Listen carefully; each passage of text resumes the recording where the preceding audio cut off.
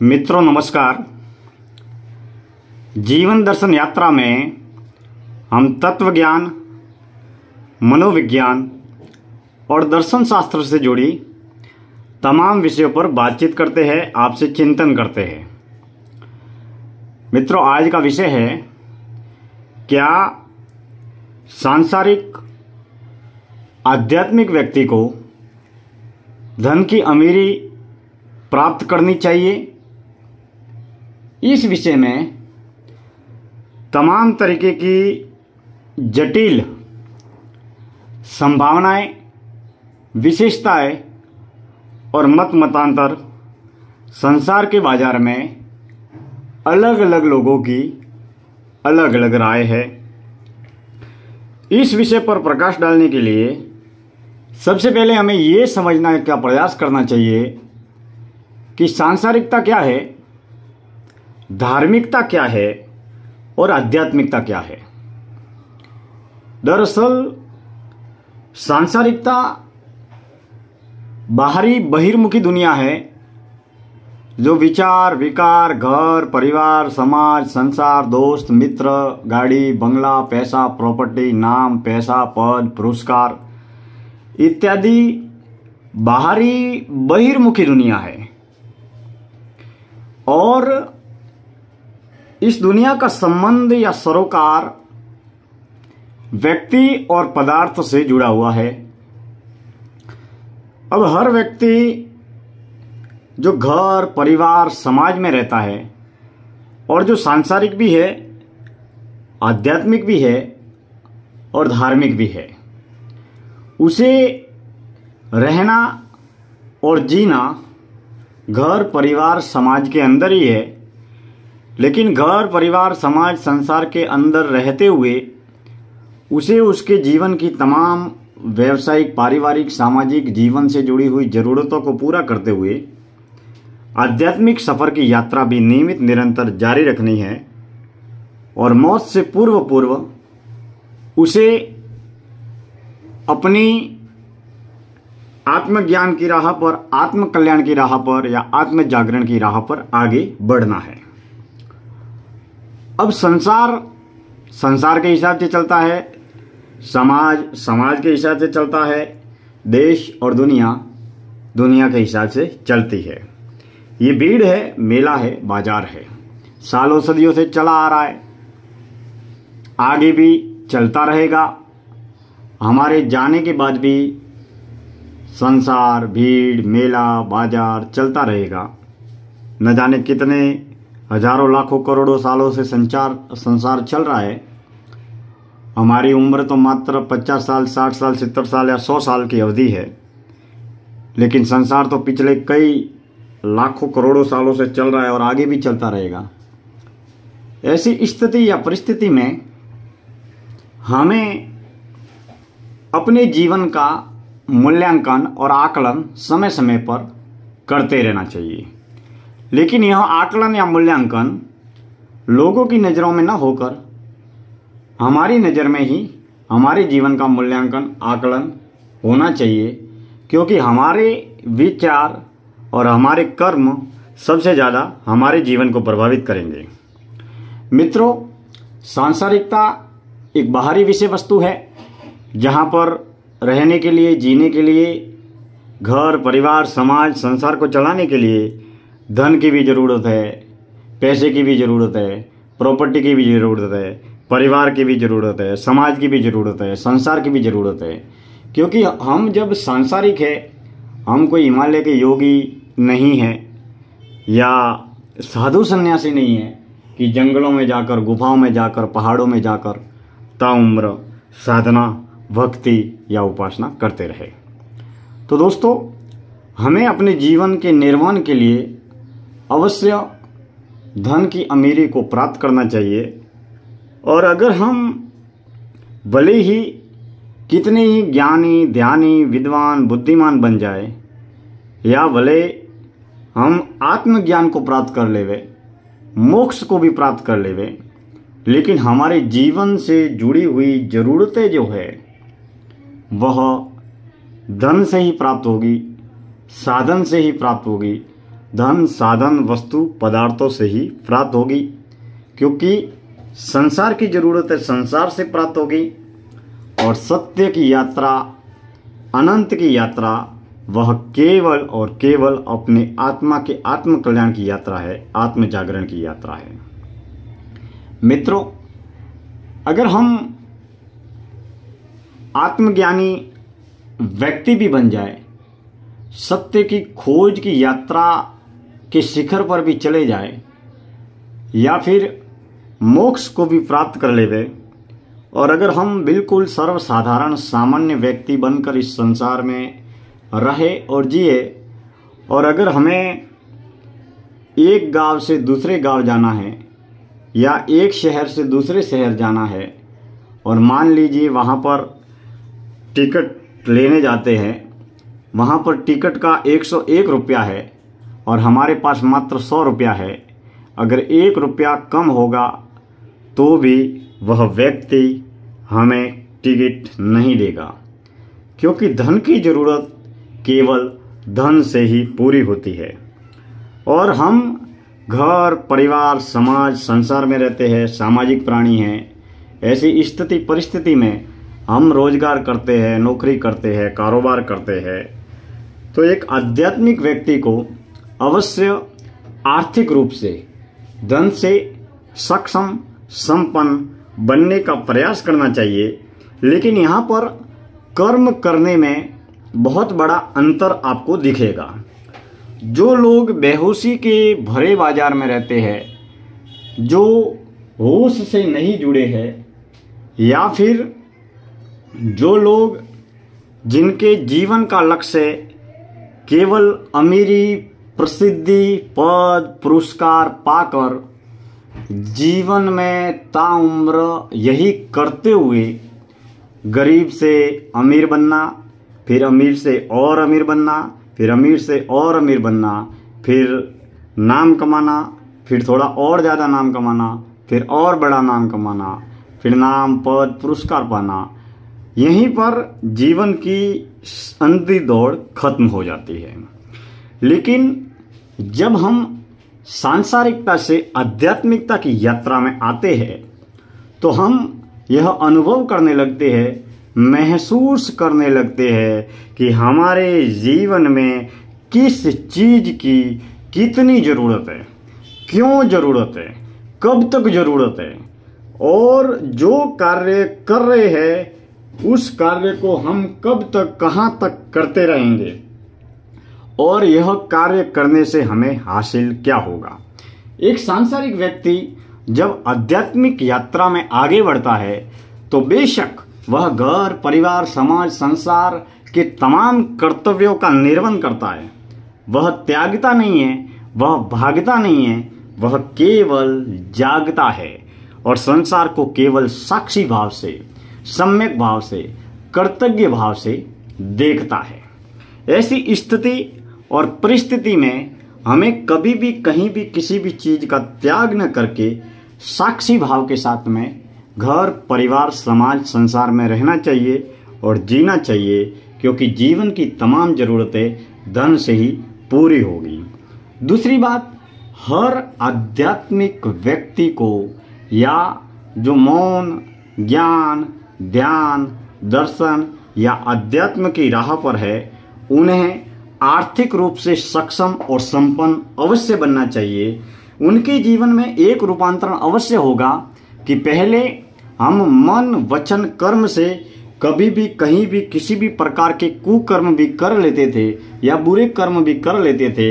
हमारे सामने वाला व्यक्ति भले ही दुखी हो, पीड़ित हो, उस व्यक्ति को कितना भी नुकसान हो, हम कुकर्म करके बुरे कर्म करके भी हम धन भी कमा सकते हैं, नाम भी कमा सकते हैं, पद पुरस्कार भी पा सकते हैं।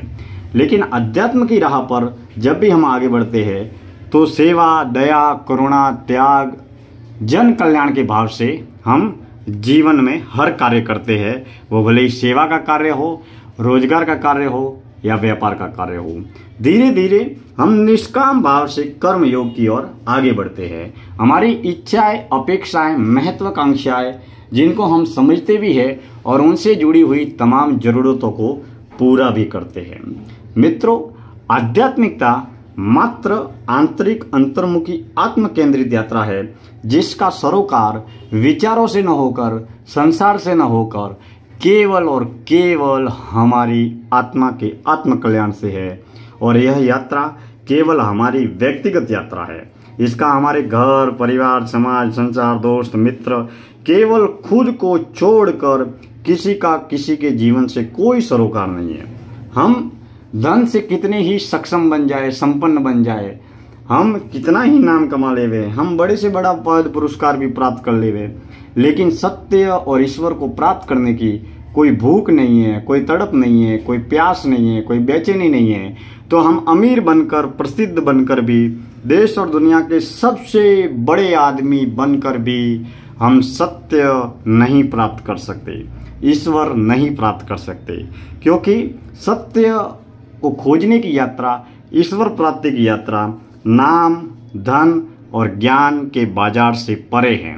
हम ज्ञानी, विद्वान, बुद्धिमान, बौद्धिक तल पर बन सकते हैं, लेकिन ईश्वर को हम ज्ञान से भी प्राप्त नहीं कर सकते। जब ज्ञान की राह पर हम जब स्वयं चलते हैं तो हमारे जीवन में जो जागरण घटित होता है, उसी जागरण से हमारे जीवन में रूपांतरण होता है। हाँ, आध्यात्मिक यात्रा में एक रूपांतरण अवश्य हमारे जीवन में घटित होगा कि हम जब सांसारिकता से आध्यात्मिकता में आते हैं तो हम सेवाभावी, दयावान, करुणावान बन जाते हैं। हम सात्विक, सतोगुणी, अच्छे सच्चे कार्य करने लगते हैं। हम मन के प्रति, विचार के प्रति, वाणी के प्रति, कर्म के प्रति, क्रिया के प्रति पूर्ण रूप से सजग और होशपूर्ण जीवन जीने लगते हैं। क्योंकि यह हमारी व्यक्तिगत यात्रा है। यह यात्रा हमें स्वयं को ही तय करनी है। अगर हमारे अंदर वो भूख है, वो प्यास है, वो तड़प है सत्य या ईश्वर को प्राप्त करने की, तो हम रूखी सूखी रोटी खाकर, चटनी रोटी खाकर या झुग्गी झोपड़ी में रहकर भी सत्य या ईश्वर को प्राप्त कर सकते हैं। इस बात को इस उदाहरण के जरिए भी समझ सकते हैं कि मान लीजिए कश्मीर में या हिमालय की गुफाओं में एक साधु सन्यासी पिछले कई सालों से तपस्या कर रहा है, साधना कर रहा है, भक्ति कर रहा है। अब मान लीजिए वो जो साधु सन्यासी है, उसे न तो देश और दुनिया का कोई भी आदमी जानता। उसने आत्मज्ञान प्राप्त कर लिया है, या सत्य प्राप्त कर लिया है, या मोक्ष प्राप्त कर लिया है, या जीवन को समझ लिया है, या सत्य की खोज को पूरी कर ली है, लेकिन वह हिमालय की गुफाओं में पिछले कई सालों से मान लीजिए साधना या तपस्या कर रहा है।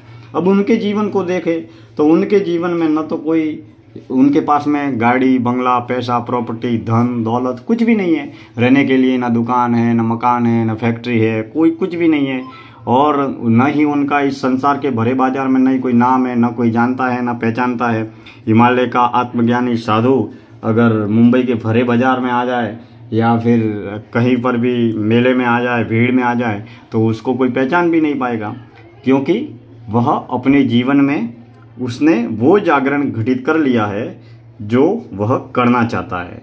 तो इस बात से हम समझ सकते हैं कि सत्य की यात्रा का नाम से, धन से, पद से, पुरस्कार से और ज्ञान से कोई ताल्लुक नहीं है। ज्ञान के बाजार से भी कोई ताल्लुक नहीं है। हाँ, यह बात अलग है कि हम बाजारू सांसारिक जगत में वाणी और विचार को बाजार बनाकर हम अपने अहंकार का पोषण करते हैं, पहली बात। दूसरी बात, हमारा एक सरोकार ये भी है कि जो साधु सन्यासी है वह तो संपूर्ण जीवन, शक्ति, समय, 365 दिन 24 घंटे साधना कर सकते हैं, भक्ति कर सकते हैं, सत्य की खोज में लगे रह सकते हैं, जुटे रह सकते हैं। लेकिन हम तो सांसारिक व्यक्ति है। हम घर में रहते हैं, परिवार में रहते हैं, समाज में रहते हैं, संसार में भी रहते हैं, और हमारी खोज संसार भी है और सत्य भी है, क्योंकि हमारे अंदर सत्य की भूख है, तड़प है, प्यास है, बेचैनी है। और एक दिन जन्म और जीवन तो इसी दलदल में, मोह माया के बाजार में धंसकर फंसकर नष्ट हो जाएगा। बचपन चला गया है, जवानी जा रही है और बुढ़ापा आएगा, और बुढ़ापा आते ही एक नहीं, दो नहीं, दर्जनों, सैकड़ों बीमारियां लगनी शुरू हो जाएगी। आंखों से दिखना बंद हो जाएगा, कानों से सुनना बंद हो जाएगा, पैरों से चलना बंद हो जाएगा। एक नहीं अनगिनत बीमारियां शुरू हो जाएगी, और वो शुरू होते ही धीरे धीरे धीरे हम मौत को प्राप्त कर लेंगे। तो जन्म और जीवन तो बहुत छोटा है। इसके लिए हमें व्यर्थ की बातों में कभी भी कहीं भी किसी भी रूप में नहीं उलझना चाहिए और विशेष रूप से मौन को धारण करते रहना चाहिए। और विशेष रूप से बाजारू जगत में कौन कहाँ क्या करता है, किधर जाता है, हमें किसी भी प्रकार की क्रिया या प्रतिक्रिया नहीं करनी चाहिए। जब हमको लगे कि इन तमाम बातों से हमारे जीवन का कोई सरोकार नहीं है तो मौन रहना चाहिए, मुक्त रहना चाहिए और मुस्कुराते रहना चाहिए। कोई कुछ भी कहे, दुनिया है, चलती रहेगी, लंबा चौड़ा बाजार है, सालों सदियों से चल रहा है। हमारे जीवन के कर्म, हमारे जीवन का स्वभाव और हमारे जीवन के विचार सबसे ज़्यादा हमको प्रभावित करेंगे। और बेमतलब बेवजह के इस बाजार में जब हम उलझे रहते हैं, फंसे रहते हैं, तो हम हमारे मुख्य और महान लक्ष्य से भी भटक जाते हैं, वो भले ही सांसारिक लक्ष्य हो या आंतरिक आध्यात्मिक लक्ष्य हो। दूसरा, धार्मिकता। जो धार्मिकता है वह बाहरी विषय वस्तु है, वह भी हमें अपने जीवन में जागरण के लिए प्रेरित भी करती है, जागरूक भी करती है। और वही सांसारिकता जो हमें जीवन में घर, परिवार, समाज, संसार में भी जुड़े रहना है और हमें आंतरिक आध्यात्मिक यात्रा भी तय करनी है। अब जो सांसारिक ग्रस्त आध्यात्मिक साधक है उसके जीवन की 2 यात्राएं हमें स्पष्ट रूप से दिखाई देती है। पहली बाहरी बहिर्मुखी यात्रा, वाणी की यात्रा, विचारों की यात्रा। वह परिवार में लोगों से मिलता है, घर परिवार के लोगों से मिलता है, समाज के लोगों से मिलता है, व्यापार करता है, नौकरी करता है, कारोबार करता है, रोजगार करता है, धंधा करता है, सभी से मिलता है, धन दौलत इत्यादि तरीके के तमाम बाहरी बहिर्मुखी धन, साधन, वस्तु, पदार्थ से जुड़ी हुई यात्रा है। तो इस यात्रा में तो हमें क्या करना पड़ेगा? कर्म करना पड़ेगा, क्रिया करनी पड़ेगी। और कर्म करेंगे, क्रिया करेंगे तभी हम फल को प्राप्त करेंगे, क्योंकि यह तो व्यक्ति, वस्तु, धन, साधन और पदार्थवादी जगत की यात्रा है। तो बाजारू सांसारिक जगत में अगर हमें सफल बनना है, सक्षम बनना है, तो हमें धन भी प्राप्त करना होगा, नाम भी प्राप्त करना होगा, पद पुरस्कार भी प्राप्त करना होगा। लेकिन जो आध्यात्मिक व्यक्ति है उसे मालूम है कि इन सब की हमारे जीवन में जरूरत क्या है। इन सब की हमारे जीवन में केवल जन्म से मरण तक का सफर तय करने के अलावा इन सब की कोई भी विशेष आवश्यकता नहीं है। हम 60 साल जिएंगे, 70 साल जिएंगे, 80 साल जिएंगे और हम भले ही लाख कमा लेंगे, करोड़ कमा लेंगे, अरब कमा लेंगे, खरब कमा लेंगे। दुनिया के बाजार में हजारों लाखों लोग गरीब से अमीर बन जाते हैं, अमीर से और अमीर बन जाते हैं। बाद में क्या करते हैं? बस वही भोगी जिंदगी को जीते हैं, अपने तमाम तरीके के शौक मौज पूरे करते हैं और इसी तरीके से जन्म और जीवन एक दिन नष्ट हो जाता है। तो जीवन को समझने के लिए हमें बेशक धन, साधन, वस्तु, पदार्थ से जुड़े हुए तमाम सरोकारों को भी निभाना चाहिए और जीवन में आर्थिक रूप से भी सक्षम संपन्न अवश्य बनना चाहिए, क्योंकि जीवन से जुड़ी हुई तमाम तरीके की जरूरतें हैं वो धन, साधन, वस्तु, पदार्थों से ही पूरी होगी, क्योंकि हम सांसारिक, पारिवारिक, व्यावसायिक जीवन में जीते हैं। दूसरा, हम जब आंतरिक आध्यात्मिक यात्रा तय करते हैं तो वह मन, बुद्धि, विचार की यात्रा है, वह मौन की यात्रा है, होश की यात्रा है, ज्ञान की यात्रा है, ध्यान की यात्रा है, अंतर्मुखी यात्रा है, आत्म केंद्रित यात्रा है। तो यह यात्रा हमारे अंदर की दिशाओं में बहती है, यानी कि पंच इंद्रिया पूर्ण रूप से आंतरिक अंतर्मुखी दिशा में पूर्ण रूप से होश में जीवन को जीते हैं। वहाँ हम अपने मन को जानते हैं, चेतना को जानते हैं, बुद्धि को जानते हैं, होश को जानते हैं। तो आध्यात्मिकता एक ऐसी विषय वस्तु है या एक ऐसी अनंत यात्रा है, अज्ञात यात्रा है, अनजान सफर की यात्रा है, जिस यात्रा पर हम जब स्वयं चलते हैं तो महसूस भी करते हैं, अनुभव भी करते हैं। हम चलेंगे तो यह हमारा अनुभव होगा और किसी ने और चलकर सफर तय किया तो वह उसकी यात्रा है। हाँ, उसकी यात्रा हमें मार्गदर्शन जरूर प्रदान कर सकती है, लेकिन हमारे सफर की यात्रा हमें ही तय करनी होगी ताकि हम जीवन में सफल भी बने, सक्षम भी बने, संपन्न भी बने। दूसरी बात, हमें अगर आध्यात्मिकता के पथ पर आगे बढ़ना है या बढ़ रहे हैं तो आर्थिक रूप से सक्षम संपन्न क्यों बनना चाहिए?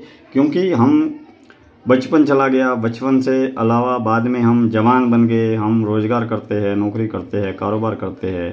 तो जब हम बूढ़े हो जाएंगे, जब हम कुछ कर नहीं पाएंगे, चल नहीं पाएंगे, बोल नहीं पाएंगे, देख नहीं पाएंगे, तो बीमार पड़ेंगे। तो अगर हम आर्थिक रूप से सक्षम संपन्न बने रहेंगे तो हमारे मौत तक और मौत के बाद जीवन से जुड़ी हुई, हमारी देह से जुड़ी हुई, हमारी धन साधन वस्तु पदार्थ से जुड़ी हुई सुख साधन संपन्न भौतिक पदार्थवादी जरूरतें हैं वह केवल धन से ही पूरी होगी। क्योंकि अगर हमारे पास में धन नहीं होगा तो हम जीवन में पूर्ण रूप से सक्षम सफल नहीं बन पाएंगे। इसके लिए हमें आर्थिक रूप से सक्षम संपन्न अवश्य बनना चाहिए, और जितना हम आर्थिक रूप से सक्षम संपन्न बनेंगे उतने जीवन में सफल भी बनेंगे। यानी कि हम आंतरिक रूप से भी सफल बनेंगे और बाहरी बहिर्मुखी सांसारिक जगत में भी सफल बनेंगे। बहुत बार हम अक्सर कहते हैं कि पैसा हाथ का मैल है, लेकिन दोस्तों पैसे के बिना जीवन में कोई भी नहीं चलता है। आज सुबह से शाम तक दुनिया दौड़ती है, भागती है, जागती है। गांव छोड़कर हम शहर में आ गए, शहर छोड़कर हम कई लोग विदेशों में चले जाते हैं। तो यह सब क्यों कर रहे हैं? क्योंकि पैसा घर परिवार समाज संसार जीवन की जरूरत है। और जो लोग कहते हैं हमारे घर परिवार समाज संसार में बहुत सारे लोग ऐसे होते हैं जिनको लोग सफल मानते हैं। अरे ये तो सफल बन गया, अरे देखो ये तो आगे बढ़ गया, अरे देखो इसके पास में तो बहुत कुछ ये है वो है। तो कभी शांत स्वर में सोच कर देखिए कि इस आदमी को लोग सफल मानते हैं तो क्यों मानते हैं? तो या तो उसके पास में बहुत सारा पैसा है, या फिर उसके पास में बहुत सारा नाम है, या फिर उसके पास में बहुत सारा पद है, पुरस्कार है। तो पैसा और पावर ये जब जिस व्यक्ति के पास में होते हैं वह बाहरी सांसारिक व्यावसायिक और दुनियादारी के जगत में सफल माना जाता है, सक्षम माना जाता है। यह सांसारिकता की एक विशेष विषय वस्तु है।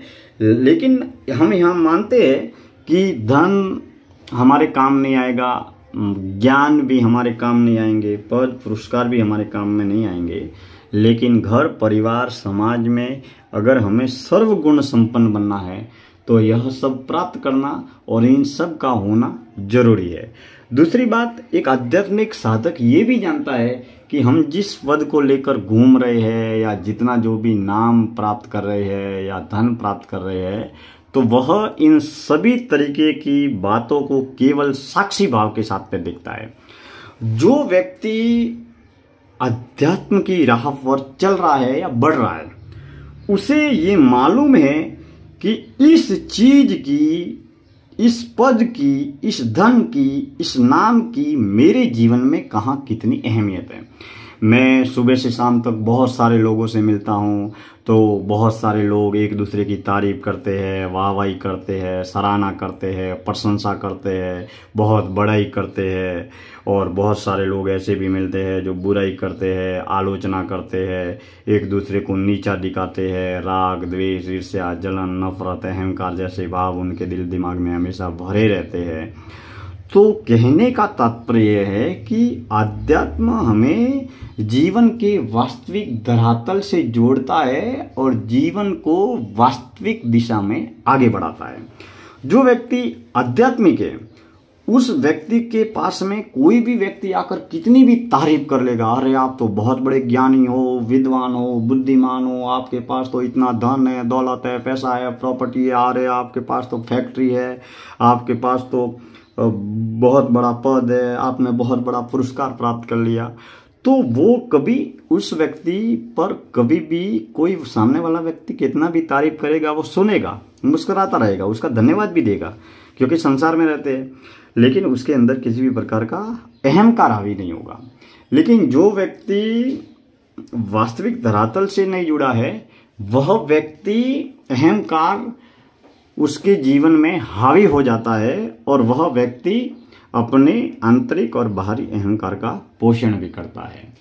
दूसरा, जब भी कोई व्यक्ति हम किसी से मिलते हैं या कोई व्यक्ति हमसे मिलता है तो कोई व्यक्ति किसी की वास्तविक रूप से बुराई भी करता है, किसी को नीचा भी दिखाता है, जलन घुटन या राग द्वेष ईर्ष्या जलन का भाव भी होता है।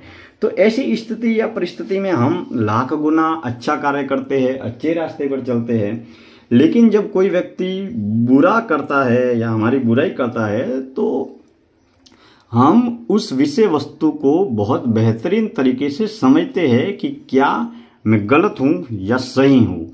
यानी कि हम हमारे कर्मों की, हमारे विचारों की, हमारी सोच की और हमारी वाणी की हम जब स्वयं आत्मचिंतन या मंथन करते हैं तो हमें यह स्वयं को आभास होता है कि हाँ, मैं यहाँ पर सही नहीं हूँ। यानी कि हम हमारी गलती स्वयं सुधार करते हैं, स्वीकार भी करते हैं और उस गलती को स्वीकार करने के बाद में उसको सुधार भी करते हैं। तो आध्यात्मिकता आंतरिक यात्रा है। और आज का ये जो विषय था कि जो अध्यात्म की राह पर है, मौन, ध्यान, अध्यात्म और होश की राह पर है, उन्हें अपने जीवन में तमाम पारिवारिक, सामाजिक, व्यावसायिक जीवन का निर्वहन करते हुए सक्षम, संपन्न अवश्य बनना चाहिए, ताकि हम पारिवारिक, सांसारिक, सामाजिक, व्यावसायिक जीवन में भी सफल बन सकें और आंतरिक आध्यात्मिक यात्रा में भी आगे बढ़ सके। क्योंकि जीवन की ज़रूरतें हमारी धन साधन से ही पूरी होती है और जितने जितने हम सक्षम बनते हैं, संपन्न बनते हैं, उतने उतने हम जीवन में एक नित्य नई ऊर्जा भी प्राप्त करते हैं और जीवन को सदैव सकारात्मक दिशा की ओर लेकर जाते हैं। मित्रों, मैं दिनेश्वर माली आप सभी का तहे दिल से हार्दिक आभार व्यक्त करता हूं। आज की इस जीवन दर्शन यात्रा में इतनी ही बातें। हम कल किसी और नए विषय को लेकर बातचीत करेंगे। आप सब हमारे YouTube चैनल दिनेश्वर माली ऑफिशियल से जुड़े हैं, इसके लिए तहे दिल से हार्दिक आभार व्यक्त करता हूं। बहुत बहुत धन्यवाद।